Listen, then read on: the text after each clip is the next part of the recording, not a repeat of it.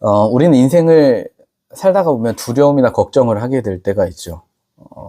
한 기관에서 조사를 했다고 합니다. 남자는 주로 무엇을 많이 두려워할까요? 1위가 뭐였냐면 남자는 바로 탈모를 두려워한다고 합니다.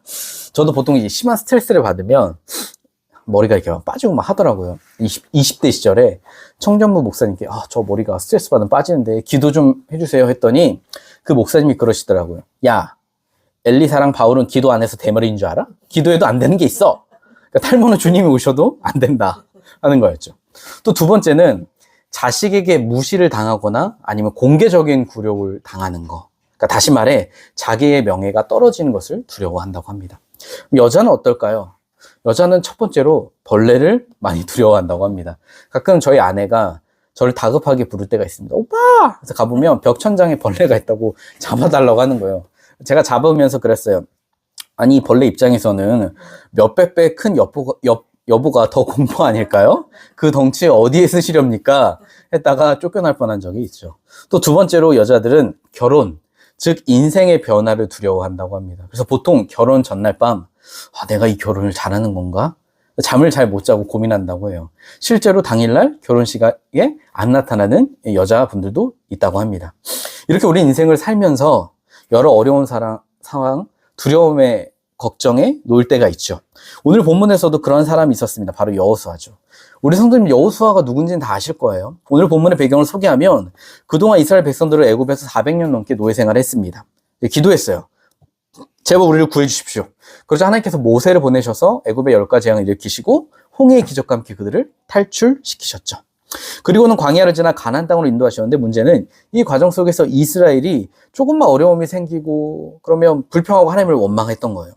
야, 왜 우리를 광야로 인도했냐? 차라리 노예로 살면 굶어 죽진 않는데 우리 가나안 땅 못 간다. 우리 저 적들하고 싸우면 살 수 있겠냐? 하면서 하나님을 불신하고 대적했습니다.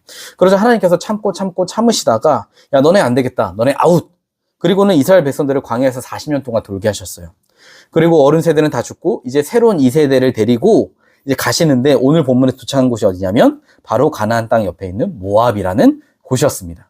그리고는 하나님께서 여호수아에게 이렇게 말씀하셨어요. 우리 1절, 2절 말씀 다시 한번 읽어보겠습니다. 시작. 여호와의 종 모세가 죽은 후에 여호와께서 모세의 수종자 눈의 아들 여호수아에게 말씀하여 이르시되 내 종 모세가 죽었으니 이제 너는 이 모든 백성과 더불어 일어나 이 요단을 건너 내가 그들 곧 이스라엘 자손에게 주는 그 땅으로 가라. 지금 보니까 무슨 일이 있었냐면 이전에 이스라엘 백성들이 이끄던 리더 모세가 죽었대요. 그래서 하나님께서 여호수아에게 야, 너가 이제 이스라엘 백성들을 이끌고 가나안 땅으로 가. 그러시는 거예요. 성도님들, 이 당시에 이스라엘 인구가 몇 명 정도 됐을까요? 이 당시에 20세 이상 남자만 60만 명 정도 된대요. 그럼 얼추 계산하면 전체 인구가 약 200에서 250만 사이예요. 그 사람들을 이끄는 게 쉬울까요? 제가 인천의 한 교회에서 첫 중등부 이제 사역을 할 때 처음 가서 놀랐어요. 왜냐면 중등부 학생이 130명이 있고 교사가 40명인 거예요. 설교를 하는데 처음 설교를 하는데 170명이 저를 보고 있어요. 그러니까 눈이 340개, 귀가 340개가 저를 보고 있는 거예요. 듣고 있는 거예요. 그 전체를 이끄는 거 쉽지 않았습니다. 그리고 두 번째 이제 청소년 사역을 하러 군산에 갔더니 거기는 학생이 360명이고 교사가 80명인 거예요. 440명 앞에 설교를 하는데 880개의 눈이 저를 보고 있어요. 그 전체를 이끄는 거 굉장히 어렵습니다. 하물며 지금 본문에 이스라엘 백성들의 수는요 200만 명이 넘습니다. 쉽지 않죠. 근데 문제는 거기서 끝이 아니에요. 이제 이스라엘 백성들이 가나안 땅에 들어가야 하는데 그 땅에는 원래 살던 사람들이 있습니다. 근데 지금 이 수백만 명을 이끌고 여호수아가 거기를 가려고 해요. 이 말은 지금 이제 거기 사는 민족과 전쟁을 해야 된다는 거예요. 성도님들이 보시기에 제가 싸움을 잘할 것 같나요? 못할 것 같나요? 못할 것 같아요. 네, 무시하시는데 제가 이래봬도 태권도 유단자입니다. 전 여태껏 한 번도 싸워서 진 적이 없습니다. 왜냐면 질 것 같으면 안 해요. 선물을 바치고 친하게 지내자 해요. 근데 오늘 본문의 이 가나안 땅은요 이런 일반 사람들이 아닙니다. 뭐 키가 한 180, 190이 아니라 문헌에 따르면 거인들이 살고 있는데 키가 3, 4m래요. 거기다가 성의 높이는 15m. 이길 수 있을까요? 어려운 상황입니다. 상대가 안 되죠. 그런데 하나님께서 그런 상황에 여호수아에게 뭐라고 하시냐면 6절 말씀 이렇게 이야기합니다. 같이 읽어볼게요. 시작. 강하고 담대하라. 너는 내가 그들의 조상에게 맹세하여 그들에게 주리라 한 땅을 이 백성에게 차지하게 하리라. 아멘. 뭐라고 하시냐면 강하고 담대하라. 내가 너희들이 그 땅을 줄 거야. 너희가 그 땅을 차지하게 할 거야. 우리는 보통 살면서 언제 담대함이 많이 필요할까요? 한 번은 한 남편이 회사 여자 동기의 생일 파티에 초청을 받아서 회사 사람들하고 모여서 막 파티를 했대요. 맛있는 거 먹고 저녁에 왔대요. 그러면서 떡볶이를 사온 거예요. 그리고 아내에게 얘기했대요. 오늘 파티 진짜 재밌었어. 근데 여보 생일 때는 우리가 뭐 먹었어? 기억이 안 나네요. 하니까 아내가 그러더래요. 떡볶이. 무슨 말이에요? 오늘이 아내 생일이었던 거예요. 이건 변명의 여지가 없습니다. 루이비통이 아니면 해결될 수가 없는 거예요. 근데 이런 어려움 같은 건요, 담대함이 아니더라도 돈이나 백이 있으면 넘어갈 수 있는 문제예요. 요즘 코로나로 인해 나라 전체와 전 세계가 어렵죠. 그 후폭풍. 경제가 어려워요. 여기저기서 힘든 사람 투성입니다. 사람들 보면 기쁨이 없어요. 제가 청소년 사역을 할 때 항상 문 앞에서 들어올 때 나갈 때 인사를 합니다. 그러면 애들이요, 들어올 때 표정이 잘 웃질 않아요. 지쳐서 와요. 특히 고3 애들은 좀비입니다, 좀비. 그러니까 별로 삶에 기쁨이 없는 거죠. 왜 기쁨이 없냐? 자기 성적을 보니까 뭐 대학 갈 희망도 없고, 집이 돈 많은 것도 없고, 앞길이 안 보이죠. 근데 그게 대학 간다고 달라지냐? 아니에요. 또 한숨을 쉬어요. 왜? 대학 가도 취업할 곳이 많지 않아요, 현실을 보면. 전에 어떤 친구가 인터넷 게시판에 고민글을 썼어요. 알바 300군데를 지원했는데 한 군데도 답장이 안 왔다는 거예요. 그러니까 알바도 외면한 인생, 그 사람은 어땠을까요? 특별히 잘난 것도 없고 별로 쓸모없는 것 같은 인생. 거기다가 내 앞에 문제는 산더미예요. 길이 보이지 않는 인생, 소망이 없죠. 사실 옛날에는 가난을 하면 보통 이런 걸 생각했어요. 벌레 나오는 집, 오래된 집, 낡은 옷 입고, 굶고. 근데 물론 지금도 그렇게 어렵게 사는 사람들이 있지만 요새는 가난을 뭐라고 생각하냐면 이런데요. 잠을 깨우는 카드값 문자, 빚 갚으라는 독촉 전화, 사랑하는 사람한테 해주고 싶은 걸 못 해주는 죄책감, 지인에게 돈 이야기를 꺼내야 하는 비루함과 두려움, 이런 걸 가난이라고 생각한대요. 그래서 돈 많은 사람들은 도전을 해도 실패하고 또 도전하고 실패하고 도전하고 실패하고 언젠가 성공을 해요. 그럼 여러분 저처럼 실패를 두려워하면 안 됩니다. 말할 수 있지만 가난하고 아무것도 없는 사람들은 한 번 도전했는데 실패하면 끝인 거예요. 망하는 거죠. 그래서 요새요, 웹툰, 네이버나 이런 데 많아도요, 이게 유행이래요. 2회차 인생. 재벌집 막내 아들처럼 2회차 인생, 이런 게 되게 유행해요. 왜냐? 1회차 인생은 이미 실패하고 소망이 안 보이니까 2회차가 있었으면 좋겠다. 그 바람에 그런 것들이 인기가 없는 거죠. 근데 이게 비단 교회 안 다니는 사람들의 이야기냐? 아니요. 교회를 다녀도 마찬가지입니다. 별로 소망을 가지지 않아요. 제가 사역을 하면서 특히 이 청소년 고3이나 뭐 중고등학생 애들에게 가장 많이 질문받은 게 있어요. 그게 뭐냐면, 목사님, 저 교회 안 다니는 애들, 심지어 교회를 다니다가 떠난 애들이요, 좋은 대학을 간다는 거예요. 고대 가고, 막 서울대 가고, 수도권. 근데 저 애들은 자기네들이 보기에 성공하는데, 왜 교회 다니는 애들 대부분은 대학에 실패하고 막 재수하기도 하고 삼수하기도 하고, 나는 교회를 다니고 예배도 잘 드리고 했는데 왜 그래요, 목사님? 뭐라고 얘기를 해야 될까요? 제가 그랬어요. 야, 니들 눈에 그게 복인 것 같지? 물론 세상에서는 좋은 대학 가고 내가 원하는 거 하고 하면 복이야. 좋은 직장 얻고 돈 잘 벌고. 근데 우리가 그렇게 보지 말고 영원한 하나님 나라 관점, 주님의 눈의 관점에서 보면 차라리 그 애들은 대학에 실패하는 게 복일 수 있어. 왜? 하나님 없이, 예수님 없이 성공을 해요. 좋은 대학 가고 자기가 목표한 걸 이루고 그렇게 성공했다는 인생에 과연 예수님을 필요로 할까요? 제가 가끔 기도하는 게 있어요. 한 로또 한 100원만, 한 50원만 당첨되게 해주세요. 근데 저는 두려워하는 게 있어요. 진짜 당첨되면 어쩌지? 왜 두려운지 아세요? 제가 당첨되면 목회 안 한다고 얘기할 것 같은 거예요. 50원 당첨되면 예수님을 필요로 할까요? 아니요. 제가 지금 예수님 하지만 인간의 마음이 연약하기 때문에 예수님 잘 안 찾을걸요. 그러면 그렇게 예수님 없이 그런 인생을 사는 사람들은 어떻게 될까요? 결국 그렇게 가다가 마지막 영원한 대가를 치르겠죠.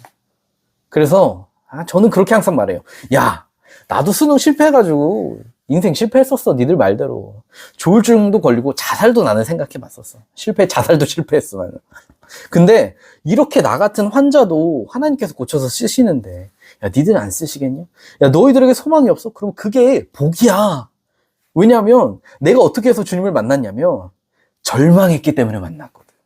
내 방법, 내 계획이 실패하니까 아무래도 안 되는구나 절망하니까 그때서야 하나님만 볼 수 있게 되는 거야.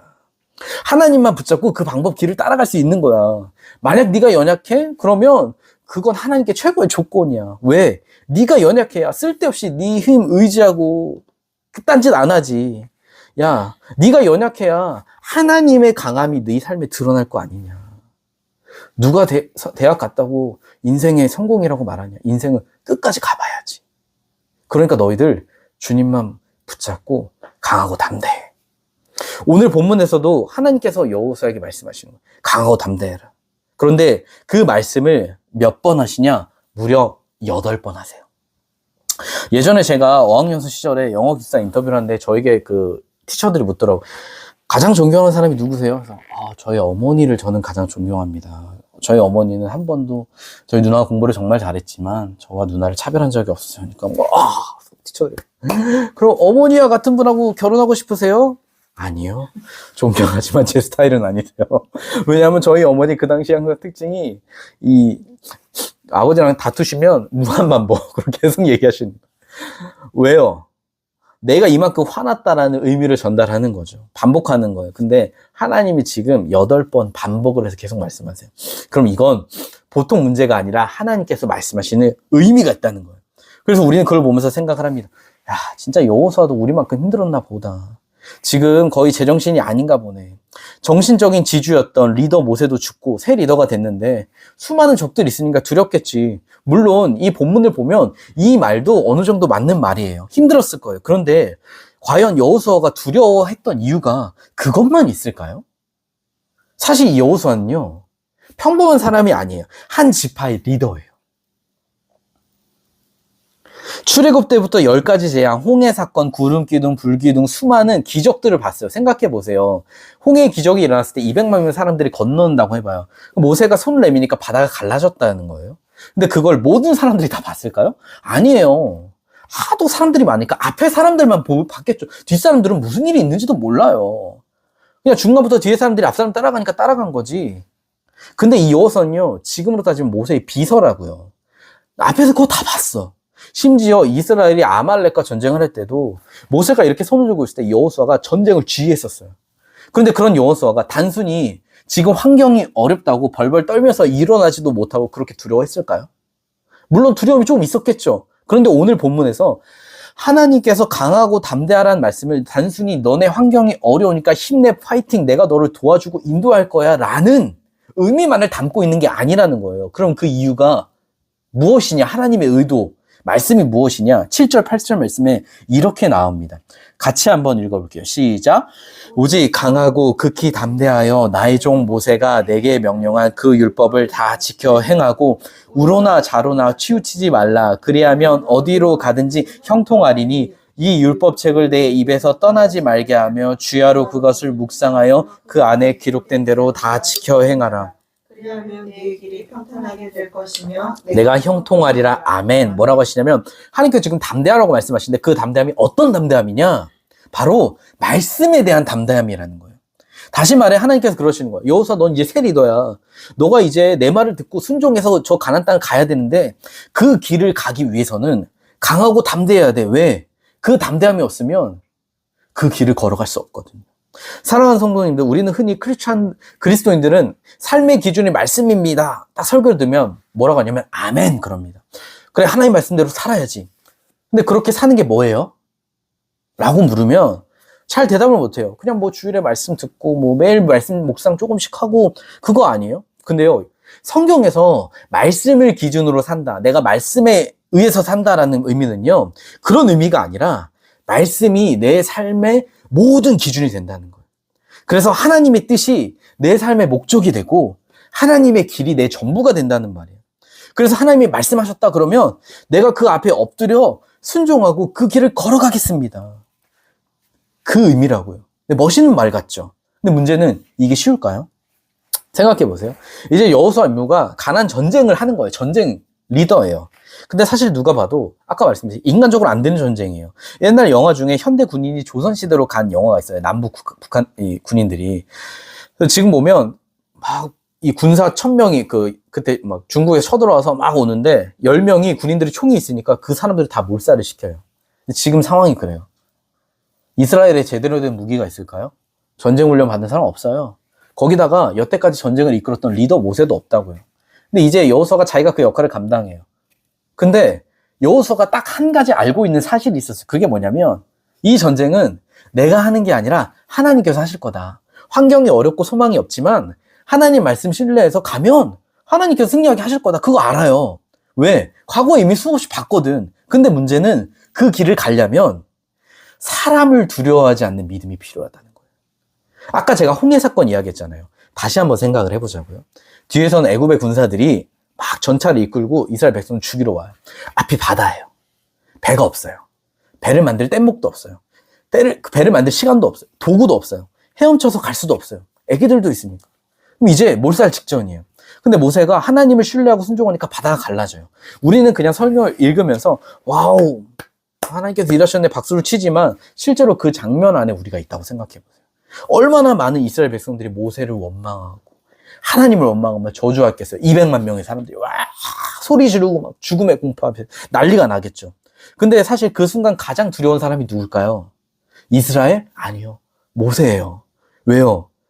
애국 군대가 오면 백성들은 죽이지 않고 다시 데려가요. 왠 줄 아세요? 다시 노예로 삶아야 되니까. 근데 반란군의 리더는 죽어요. 반드시 죽어요. 그럼 여기서 가장 두렵고 떨어질 존재가 누구냐? 모세라고요. 근데 그 순간 하나님만을 의지해서 순종하면 하나님의 역사가 일어난대요. 리더가. 그게 앞으로 여호수아가 걸어가야 할 길이었던 거예요. 근데 문제는 그렇게 하나님 말씀에 따라 순종하려고 하면 수많은 공격을 받을 거예요.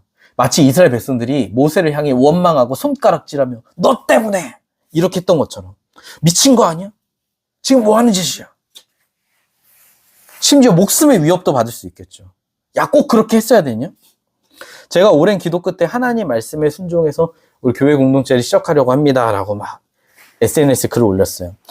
그랬더니 여러 사람들이 격려도 해주시고 기도도 해주시고 후원금, 헌금도 보내주시고 그러셨어요. 너무 감사했어요. 생각지 못한 인연, 짧게 스친 인연까지도 기억해 주셔서. 그런데 그와 반대로 부정적인 이야기를 하신 분도 굉장히 많았어요. 야, 요새 교육 개척 되겠냐? 안 돼. 망하는 길이야. 너 나이 젊잖아. 그럼 더 큰 교회 부목사로 갈 수 있잖아. 너 왜 사서 고생해? 교회도 많은데 무슨 굳이 또 교회를 하냐? 이렇게 많은데 지도 봐봐. 이해가 안 된다. 아니면 돈을 좀 더 모아. 사람도 모으고 나중에도 늦지 않잖아. 야, 난다 긴다 하는 목사님들도 실패했는데 그러면서 혀를 차면서 탄식을 하고 아, 왜 그런지 모르겠어 라고 하시는 분들도 있었어요. 근데 그거 아세요? 이 이야기는요, 믿지 않는 사람들이 한 게 아니에요. 오히려 내가 교회를 예전에 다녀봤는데, 나도 개척교회에 있어 봤는데, 혹은 내가 오래 다녔는데, 내가 집사이고 장로인데, 내가 목사인데 라고 하시는 분들이 이야기하셨어요. 이분들에게 홍해 이야기 하잖아요. 뭐로 한 줄 아세요? 아멘, 하나님께서 하십니다. 박수를 쳐요. 길을 만드시고 인도하시는 웨이메이커. 근데 현실에서는 되겠어? 성경이 이야기지 무슨 현실 안 돼. 무슨 말이에요? 하나님 우리 인도하십니다. 함께 하십니다. 하나님 말씀이 내 삶의 기준이고 성경 말씀이 맞죠? 라고 반응할 수는 있겠지만 실제로 그 일이 주변에 일어나거나 나한테 일어난다? 믿지 않는 거예요. 근데 문제는 제가 그런 말을 계속 들으니까 마음에 두려움이 생기더라고요. 사람에 대한 두려움. 하나님 말씀에 순종해서 걸어가는 거에 대한 두려움이 제 안에 생기더라고요. 근데 이런 일이 저에게만 그럴까요? 교회만 그럴까? 아니요. 말씀으로 산다, 말씀을 기준으로 산다는 건요, 주일 하루 이게 아니라 내 삶에 있는 가정, 내가 있는 학교, 직장. 그래서 내 삶의 전부에서 하나님 말씀을 내 삶의 기준으로 삼고 목적으로 삼고 내 전부로 살아가는 건데 거기다 나를 던지고 따라가는 거잖아요. 근데 우리가 하나님 말씀에 순종하잖아요. 그러면 공격이 많아요. 직장에서 보니까 하나님 말씀 기준에 이건 아니에요. 이거 부도덕적이고 옳지 않은 거예요. 그런 게 얼마나 많아요. 그래서 그 부당한 방법을 하지 않으면 공격당해요. 어떤 사람은 기도하는데 아, 주님께 너 술 좀 그만 먹고 담배도 그만 피고 여자 그렇게 만나는 그만해라 하셨대요. 그래서 안 하고 절제하니까 친구도 멀어진대요. 멀어지더래요. 그리고 막 친구들 뒷담화하는 거. 야, 교회 다닌다는데 술도 안 먹고 뭐 얘가 이상해졌네. 여러분, 우리가 하나님의 말씀에 순종해서 가잖아요. 그러면 우리를 힘들게 하는 사람이 누군지 아세요? 나를 모르는 사람들이 아니라 내 옆에 가족들, 내가 평소에 친하게 지냈던 친구들, 회사 사람들, 기도할게 하던 지인들, 그리고 심지어 교회 사람들, 아니면 교회 목사님조차도 나를 공격할 수 있어요. 나에게 두려움을 줄 수 있어요. 그런데 그럼에도 하나님 말씀에 따라 순종하며 간다? 쉽지 않죠. 그런데 성경에 보면 그럼에도 불구하고 그 길을 가셨던 분이 계세요. 요한복음 5장에 보면 예수님께서 베데스다 연못에서 38년 동안 누워있던 병자를 고치셨단 말이에요. 근데 그날이 하필 안식일이었어요. 더군다나 예수님께서 그 병자에게 자기가 누워있던 자리를 들고 걸으라고 하셨어요. 근데 문제는 이 유대인들에게 안식일은 굉장히 중요해요. 거룩히 지켜야 돼요. 근데 여기서 거룩히 지킨다는 것은 어떤 게 표현되냐면 일하면 안 돼. 이게 거룩의 조건이란 말이죠. 그래서 제가 전에 말했듯이 이 사람들은 안식일에 엘리베이터 버튼도 안 누른다고 했잖아요. 그래서 제가 알아보니까 이 안식일에는 이스라엘은 엘리베이터가 계속 쉴 새 없이 움직이는데 모든 층마다 열리고 닫힌대요. 누르지 말라고. 한국인이라면 엄청 답답하겠죠. 그러니까 이 사람들에게 안식일이 이런 날이에요. 근데 문제는 예수님이 병을 고치셨네? 병자가 누워있던 자리를 들고 걸어가는데 그걸 예수님이 시키네? 이건 일한 거거든요. 자기들 기준에 하나님 말씀을 어긴 거예요. 근데 사실 정확한 팩트는 예수님께서 하나님의 말씀을 어긴 게 아니라 당시 이 유대인들이 가지고 있던 안식일에 대한 생각, 다시 말해 종교 전통, 자기들이 만든 규칙, 그 당시 유행하던 신앙관을 어기신 거라고요. 그러니까 예수님을 공격하는 거예요. 근데 예수님께서 그러자 뭐라고 하시냐면 그 사람들에게 이렇게 말씀하세요. 요한복음 5장 17절, 19절, 성경 신약 150쪽에 있는데 한번 같이 찾아서 읽어보겠습니다. 요한복음 5장 17절, 18절은 아니고 17절, 19절만 함께 읽어볼게요. 17절 시작. 예수께서 그들에게 이르시되 내 아버지께서 이제까지 일하시니 나도 일한다 하시매. 19절. 그러므로 예수께서 그들에게 이르시되 내가 진실로 진실로 너에게 이르노니 아들이 아버지께서 하신 일을 보지 않고는 아무것도 스스로 할 수 없나니 아버지께서 행하시는 그것을 아들도 그와 같이 행하느니라. 아멘. 뭐라고 하시냐면 내가 아버지 하나님의 뜻을 보았고 그분의 목적을 알았기 때문에 순종한 거다. 근데 생각해보세요. 사실 예수님도 이미 아세요. 뭘 아냐면 지금 예수님을 대적하는 사람들이 예수님의 꼬투리를 잡으려고 하는 건 아세요. 근데 지금 예수님에게 하나님의 말씀과 목적과 뜻이 보여요. 그게 뭐냐? 바로 저 병자를 고치는 거. 근데 평일에 하면 아무런 문제가 없어요. 공격당하지 않아요. 근데 안식일이에요. 이거 하면 반드시 내가 공격당하고 꼬투리 잡힌다는 걸 아세요. 근데 어떻게 하시냐? 순종하세요. 왜요? 하나님의 뜻을 봤잖아요. 하나님 말씀을 알고 목적을 봤잖아요. 그 순종하신 거예요. 근데 어디까지 순종하셨냐? 마지막에 그 십자가 길까지도. 수많은 조롱과 비난과 수치에도 불구하고 그게 보이니까 십자가의 길까지도 가신 거라고요. 근데 예수님께서 우리에게 물으세요. 야, 너희도 그렇게 그 길 따라오겠냐? 하나님의 뜻과 말씀을 최우선으로 여기고 오겠냐? 쉽지 않죠. 어려워요. 왜 어려운 줄 아십니까? 우리는요, 하나님의 눈보다 사람의 눈을 더 두려워하거든요. 하나님 평가보다 사람 평가를 더 소중히 여기거든요. 하나님 말보다 사람 말을 더 무서워해요. 우린 물론 말을 이렇게 할 거예요. 저는 당연히 하나님 말씀 소중하고 하나님 평가가 귀하죠. 근데 여러분 그거 아십니까? 만약 여러분이 정말 하나님의 평가를 소중히 여기고 귀하게 여긴다면 사람의 평가를 소중히 여기면 안 됩니다. 여러분이 정말 하나님의 눈을 두려워하신다면 사람의 눈을 두려워하면 안 돼요. 왜요? 둘 다 내가 소중히 여기잖아요. 그럼 어떻게 되냐면 하나님의 말씀이 우리에게 주어져요. 그러면 결국 내가 어떻게 하냐면 사람들이, 내 주변 사람들이 이 정도면 괜찮겠지, 괜찮아 하겠지라는 범위 안에서만 말씀을 따릅니다. 예를 들어 볼까요? 저는 목사입니다. 근데 제가 하나님을 두려워하기보다 여러분을 두려워하면요, 예배를 드릴 때 하나님이 기뻐하시는 예배보다 그냥 여러분 취향에 맞춰서 예배를 짧게 할 거예요. 그래야 여러분이 좋아하니까요. 설교할 때 하나님이 기뻐하시는 메시지가 아니라 여러분이 좋아하는 메시지, 복 받을 겁니다. 힘내라, 위로하고 축복하고 평안하다라는 메시지를 전할 거예요. 좋아하니까요. 또 교회라다가 하나님의 뜻이 보여요. 근데 이거를 가는데 사람들이 반대해요. 그거 너무 모험이에요. 위험할 것 같아요. 부정적으로 이야기하면 전 안 할 거예요. 왜요? 여러분들에게 좋은 목사로 인정받아야 되니까. 그러면 저는 하나님 말씀에 어느 정도 순종을 하겠지만 여러분이 괜찮다 하는 범위 안에서만 하겠죠. 그럼 저는 하나님을 두려워하는 걸까요? 사람을 두려워하는 걸까요? 근데 저만 그런가요? 아니죠. 우리 다 그래요. 하나님 말씀이 이렇게 주어지잖아요. 그럼 뭐라 하냐면, 야, 뭐 그렇게까지 하냐. 좋은 게 좋은 거지. 야, 하나님 말씀 그냥 주일에만 잘 지키면 되지. 야, 그거 다 순종하는 사람이 어딨어? 그럼 내가 목사하지. 실제로 제가 들었던 얘기예요. 이렇게 타협해요. 그리고 내가 이익이 되는 범위 안에서만, 사람들의 선을 건드리지 않은 범위 안에서만 순종하다가 그렇게 점점점 우리는 타락해 가는 거죠. 근데 예수님께서 지금 우리에게 물으세요. 너희도 나처럼 너희 삶에서 그 말씀만 따라올 수 있냐? 때로 너희 주변 사람들이 이해 못해도, 너희들이 다시 돌아올 수 없는 강을 건넌다 할지라도 너 그거 하나님의 말씀이면 순종할 수 있겠냐? 따라올 수 있겠냐? 물으시는 거예요. 오늘 본문의 여호수아, 같은 두려움과 질문 앞에 놓여져 있었어요. 그래서 하나님께서 그런 여호수아에게 이렇게 말씀을 하십니다. 7절 말씀을 보면 뭐라고 하시냐면, 율법을 우루나 좌우나 치우치지 말라. 무슨 말이에요? 쉽게 말해 아까처럼 타협하지 말라. 사람들의 말과 거기 평가 그런 거에 흔들리지 말고 하나님의 말씀을 붙잡고 그 기준을 따라라. 그리고 8절에서 또 이야기하세요. 내 입에서 떠나지 말게 하고 주야로 그것을 묵상해라.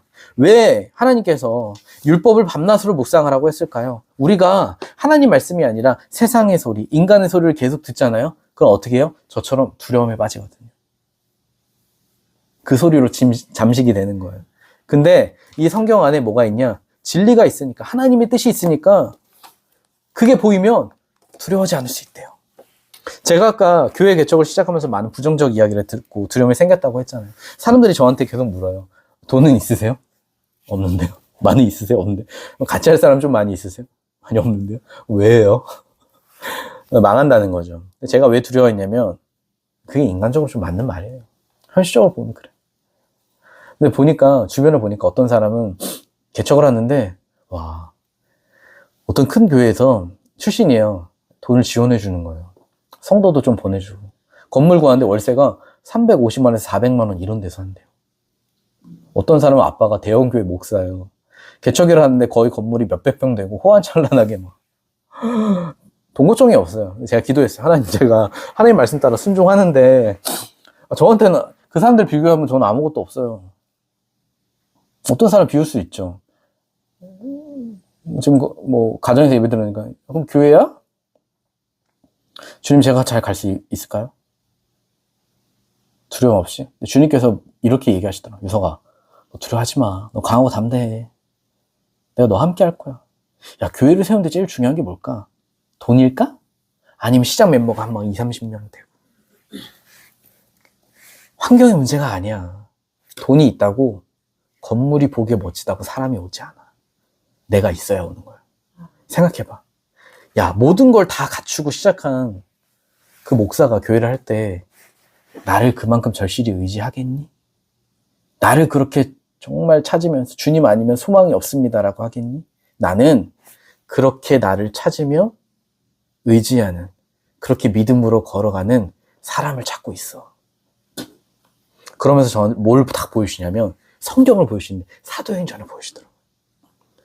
그러니까 사도행전을 보면 그 시대는 지금보다 더 절망적인 시대였어요. 복음이 세워질 수 있는 시대가 아니에요.